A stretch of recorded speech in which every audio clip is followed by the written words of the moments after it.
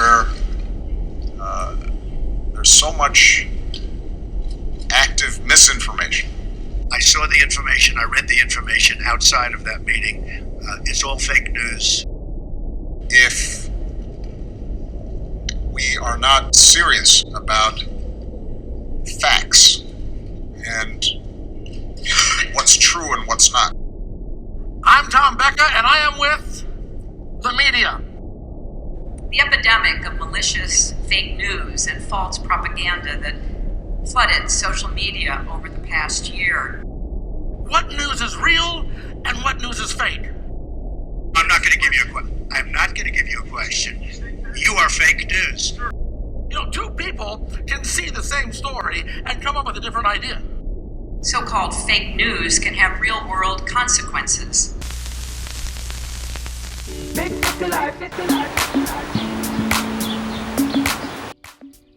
Fake news is polarizing. It amplifies the differences of beliefs between people. When I began looking into fake news, I realized very quickly the importance of a person's psychology and how they form truth in their mind. In social psychology, we find even when people are not consciously aware of attending to some information, there are some actually pretty tremendous impact on our decision making and social behaviors.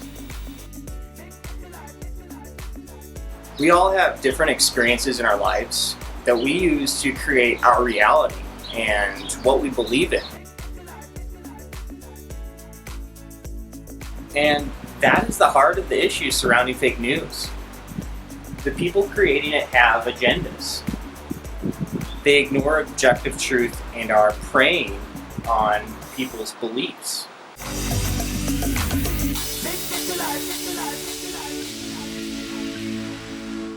That's nothing new. Deliberately spread false information will always exist. The challenge, in my opinion, is help people think critically about the information they consume so they can make decisions for themselves. Pew Research reported last year that over 70% of Americans consume news online. And that is where most of the fake news is, which complicates the problem. Because information online spreads faster than we can comprehend.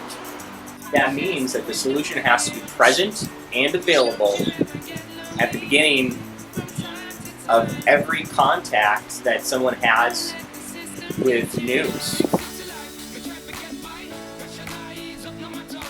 I started creating an app. I called it Context.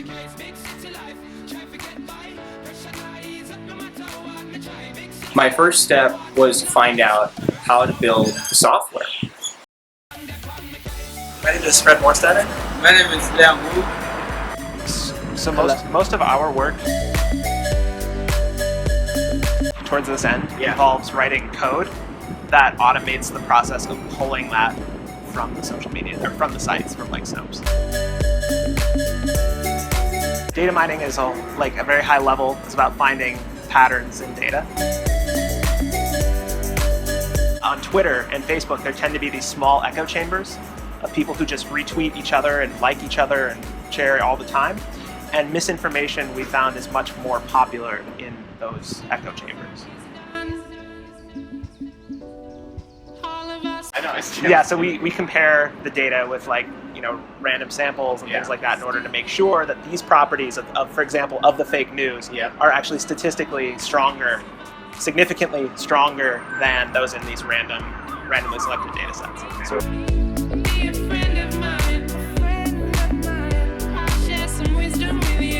what I learned is that those algorithms can be programmed to scan any news story that someone taps or clicks on to reveal things like whether or not the story is biased or fake. There are 3 habits that users would form.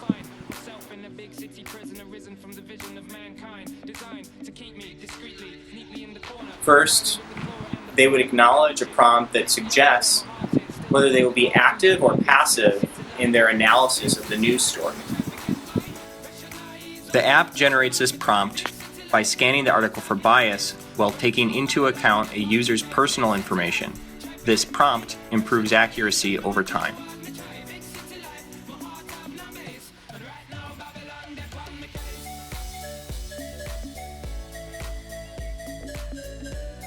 Secondly, the user will make a decision about whether or not they believe the news story. They will select that they believe or they oppose the information.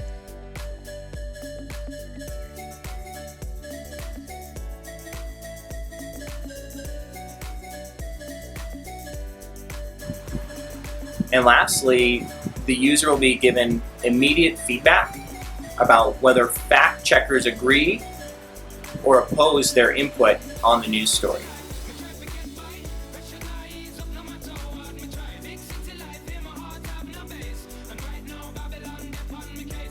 The end result of these three habits is that the user will have a timeline documenting all of the news they have been exposed to.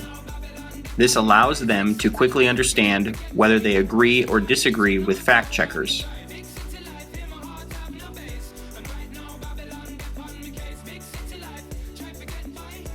They are also able to quickly see how their decisions stack up next to their social media network.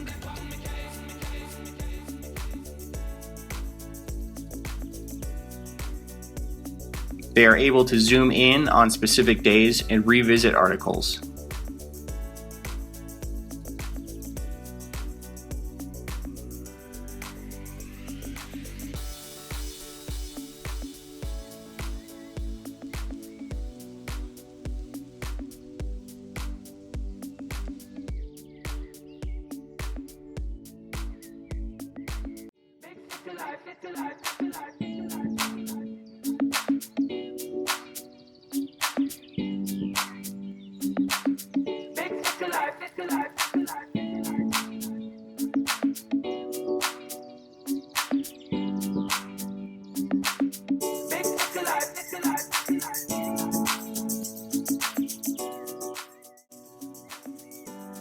A metric page provides a look at how the prompts a user received compare to the decision they made.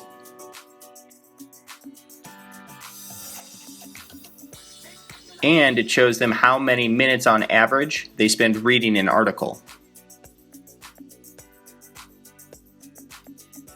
Context is a tool for people to sharpen their critical thinking. It helps people stop anyone else from hijacking their subjective reality and allows them to take back control of what they believe. If we can't discriminate between serious arguments and propaganda, then we have problems.